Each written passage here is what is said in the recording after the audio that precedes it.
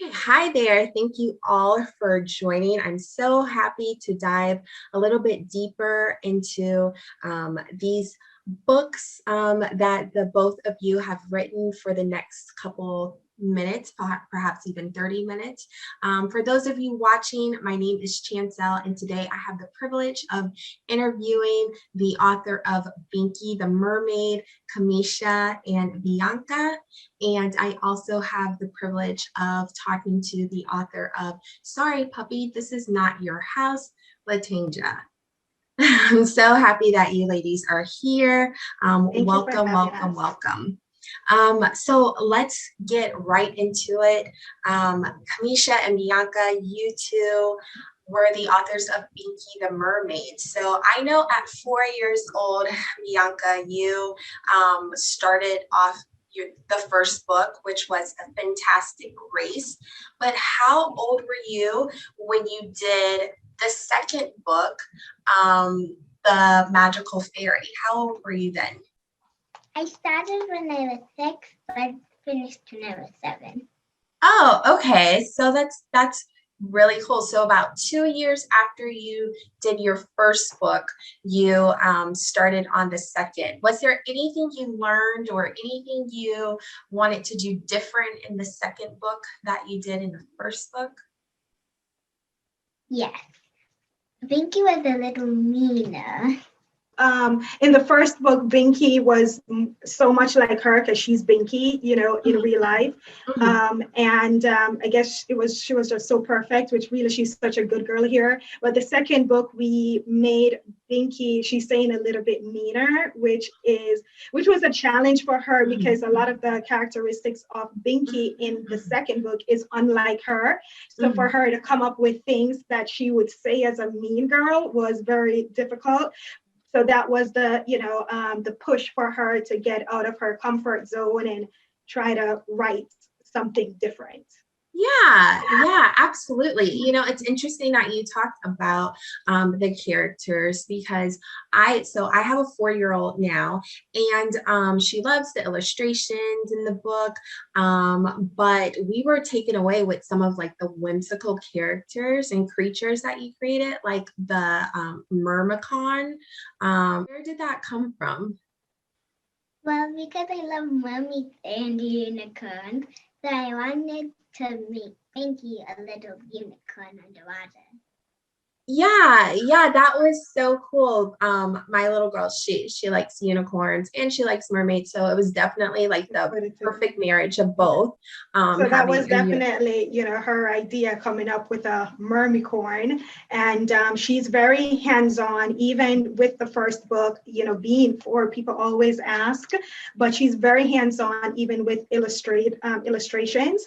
We went through a lot of different illustrators. She kind of decided who she wanted to work with based on what she was looking for. So she's always had that where she knew what she wanted. For example, with the mermicorn, she knew what color, how to get it. So she's always been hands-on and creative, a creative person. So one of the questions I had, as soon as I read that this was about you and your sister, Brianna, I wanted to know, what was Brianna's reaction when she read about herself in the first book? Like, she was a little mean girl in the first book. So what did she think about that? She was little like, why am I the mean one? That's so fun. But in the end, she was nicer, and she was very proud of her sister. So that was really cool. And is Brianna's older than you? Yeah. Yes. How does she, what does she think about you being an author? She wanted to write her own book, but then she was like, Mom, what do I write next? So the difference is, and Brianna has her own talents and everything, but in regards to writing, if for me to do a project with her, it would, it's more me pushing her, coming up with ideas. With Bianca literally comes up with what happens next and tell me, and I put it in words for her.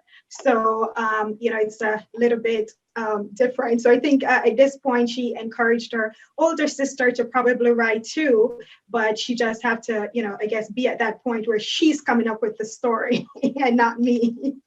Is a great segue to you, Miss Latanja, and talking about Sorry Puppy, This Is Not Your House.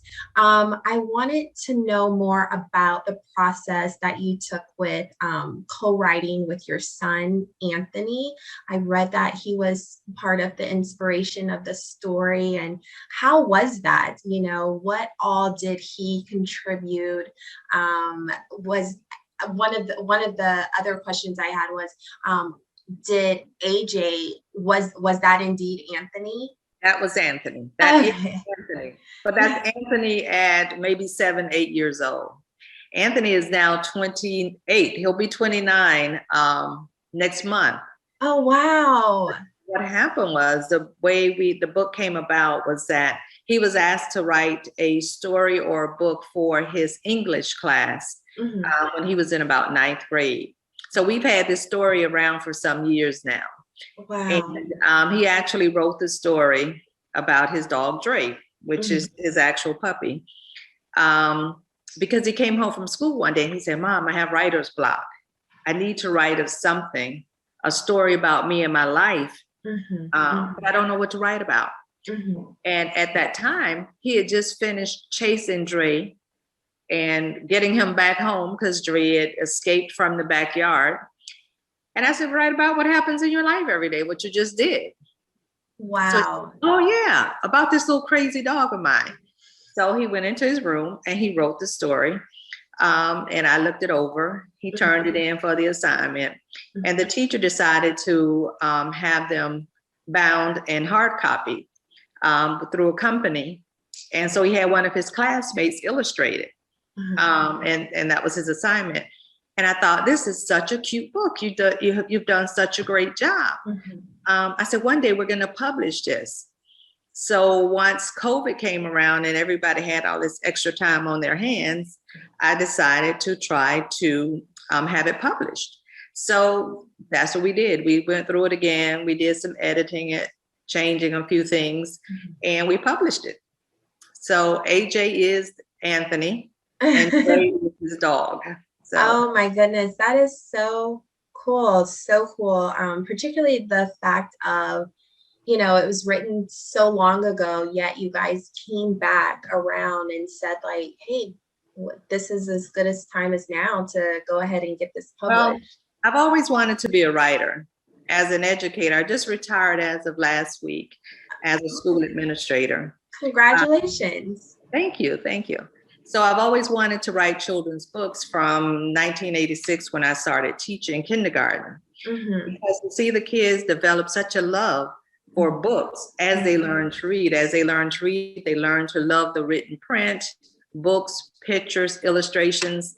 And it was something I wanted to see kids develop to become lifelong readers and learners. So I always thought, when I have enough time, I'm going to sit down and I'm going to write.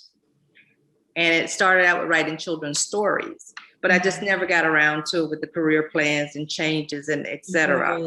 Right. And so I decided, well, what better time to do it than now? So now that I'm retired, I plan to extend it and continue it. Oh, so we will hear more about Dre's adventures. Will there be a follow-up on Dre? Oh, that's good. Yes, but what I'm going to do this time, my intention now is to transition to teaching early literacy skills. Based on COVID, the kids lost a lot of instructional time. Plus, it's so important because literacy is the foundation or the cornerstone to success, especially for young children. So I want to make sure that now we're continuing, when we continue the series using the same characters, AJ and Dre, each book will focus on a different pre-literacy or early literacy skill for students to learn. So that's the goal.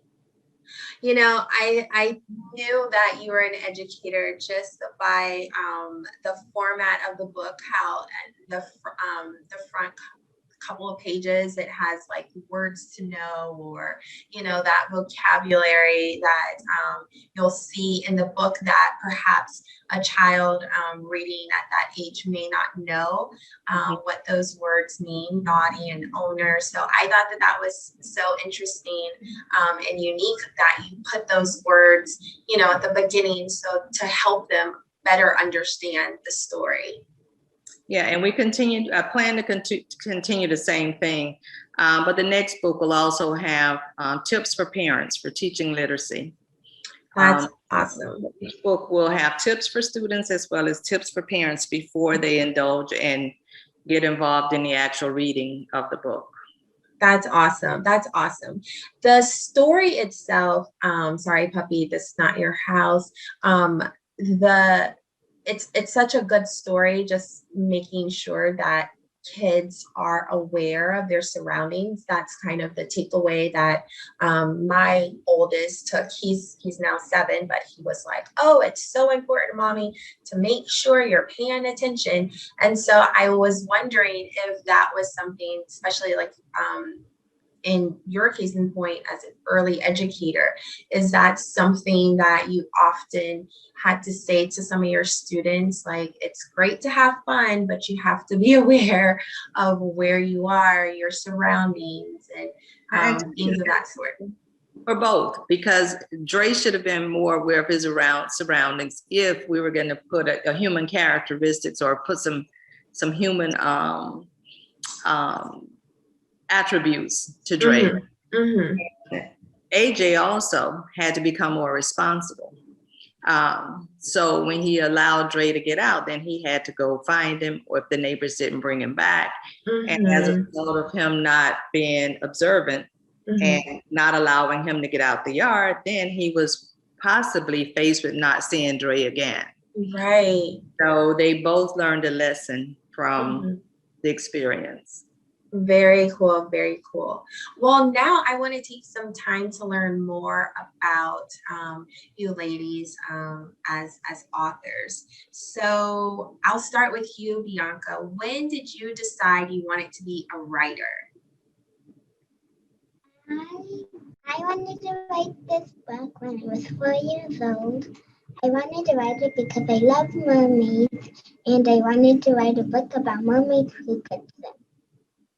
Very nice. Very nice.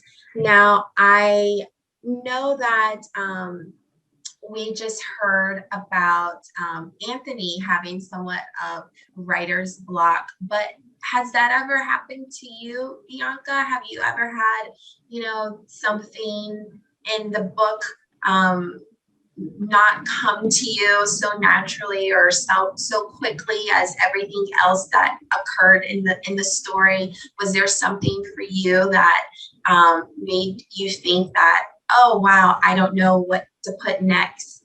Did that happen to you? Yeah. Yeah. And how did you overcome that? Was there something that you did or something that you watched? Maybe another book that you read to kind of get some ideas? I kept thinking and thinking, and then I think for a longer while, and then I took a break and watched some TV. Then I just went to bed, and then the next morning I had an idea. Awesome, awesome. That is a good lesson, I think, for everyone. You know, sometimes we get stuck. We can't quite find, maybe, you know, not in everyone's case, what to write on paper, but definitely a solution to a problem we may have. And it's so important that we just like have a break sometimes, or take a break sometimes from that, whether it's going, like you said, watch TV, or going to sleep and then waking up the next morning, and then it just comes to us like aha. So that is awesome that you practice that. I want to talk back to you, Latanga. What book are you currently reading? Right now, I'm not reading any book. I'm doing research. Oh. Basically, I'm doing research on which concept or which skill that I'll focus on for my next book. But phonology or phonics is very important for students, but there's so many other things to teach in literacy. So I'm trying to decide now what my focus will be, which early or literacy skill I'm going to focus on for the next book. So I'm doing a lot of research to see how I can incorporate as much as possible in each book without adding too much to each book. Also, research on how to continue my story, but also make the story relevant at the same time, including the literacy skill that I'm focusing on.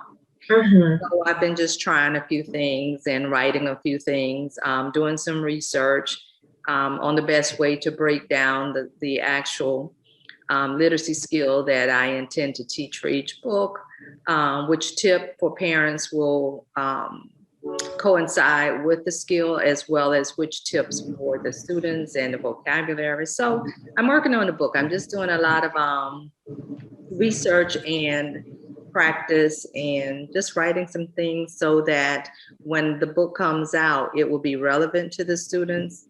It will be beneficial to the parents and teaching their students to read. And it'll be something that the students really enjoy and get a lot out of. So the readers, I keep saying students because I'm an educator. Right. I'm just recently retired. So it's hard for me to start saying reader. Right. I'm a teacher at heart, even though I retired as an administrator. I'm a teacher at heart. So I just have to keep saying my students. But we're all students. We're all learning every day. Absolutely. Absolutely. I'm not reading anything that's for me. I'm just reading for my next project. As an educator, what do you think makes a good story? I'm sure you read so many stories to your students over the years. What do you think makes a good story? What really pulls students in as you've seen over the years? Relevant. Whatever you write has to be relevant to the student themselves. Even though you may be teaching them something new, the starting point must catch their attention. So you got to make sure something that's relevant or something that will get their attention in order for them to continue to read. So a good story is something that the students can identify with, or they're interested in it, some way that you can capture their imagination or their interest to keep them going. And it makes a good story. If it's something that the students are not aware of or not know anything about, or it doesn't hook them, it has no hook, then students just won't read it. No, that makes a lot of sense. And I think that, that relevance is definitely key, but those first, I think, what do you say? Like the first couple pages, maybe even the first couple sentences have to kind of, intrigue them enough to keep going. Would you agree? Yes, I do. And I think with the younger students, it's the cover, because they're drawing the pictures and illustrations and colors. So it's the cover. But for older kids, then it becomes the first few sentences, the introduction. Okay. But it depends on the age level. But right now, being that I'm focused on the younger readers, I would say it would be the cover. The cover. Watch a kid when they go into like a bookstore, Barnes and Nobles, which I do. That's part of my research too. I watch kids read. I watch how kids react to certain things, and I go follow behind them and see what it is that they were reacting to, or I ask them. And usually it's the cover. Yeah. They see a cute puppy on the cover, and they have a puppy. They see a cute cat, and they have a cat. Or if they see the colors, the illustrations, or something that draws their attention, then they pick up the book and they look into it. No, that makes a lot of sense, definitely from experience, just thinking of my kids, like you said, run into Barnes and Noble, and it's always like some very vibrant, bold story or book that they'll pick up. My daughter definitely fell in love with Binky because she saw The Mermaid, as well as the fact that, like you said, very relevant. Binky had braids and she had the beads, and my daughter actually has braids and beads in her hair. So it's very right on what you were saying, what you're speaking to, for sure. And see, like Binky, when I went into the store, if I saw Binky, then I would know that would be something that would capture a little girl's attention. A little Black girl who wears braids, who wears beads. That was perfect. Yeah. That really draws the kids in because they can identify, hey, that kid looks like me. And they'll be happy to read it. So even kids who may not be of African American heritage, they may see it as, oh, maybe I can learn something new. Or she looks like my friend Kiana. She looks like my friend Binky. So, but those are the things that you have to consider, I think, with the younger readers is the front cover. Absolutely. What do you like to do when you're not writing, Bianca? I love to swim, but I also love to sing, dance, and other stuff, like playing games. Oh, okay. So you love to swim. So are you a great swimmer like Binky the Mermaid? Well, I try to do like the mermaid swim, but I can't do it. My feet can't hold like a mermaid for long, but I'm still a great swimmer. Good. Very cool. And I know that, Latanga, you are into, I think I read tennis. Tennis. Yes, I love tennis. Yeah. So if I'm not reading, I'm usually watching tennis, playing tennis, or attending tennis events. Yeah, as well as I'm active in my church and when I was work, but tennis is my hobby and my love. What about you, Kamisha? What are you doing when you're not co-writing with your daughter? When I'm not co-writing, but I spend a lot of time where I have two daughters, Binky and I have Brianna. So, I mean, that alone is time consuming, but I'm also a realtor as well, apart from being an author. But outside of that, I'm very involved in church. We're all very involved in church and enjoy, just doing different activities within the community. And I also lead a group, a young adults group at my church as well. Awesome. So any projects that you're currently working on? I know, Latanga, you said that you're working on your next project, the follow-up of Dre and AJ. Can't wait to hear when that will be available. But what about you guys, Bianca, Kamisha? Do you guys have another story coming out about Binky? Well, we just did the second book. We just recently launched Binky The Mermaid, The Magical Fairy. So this is only around 6 months or so. We also have our little dolls that are like fan favorites. Oh, fun. Oh my goodness. And their tails pitching color to silver to green. Where can we get those? So you can get both books and doll on Amazon. You can also go to binkythemermaid.com.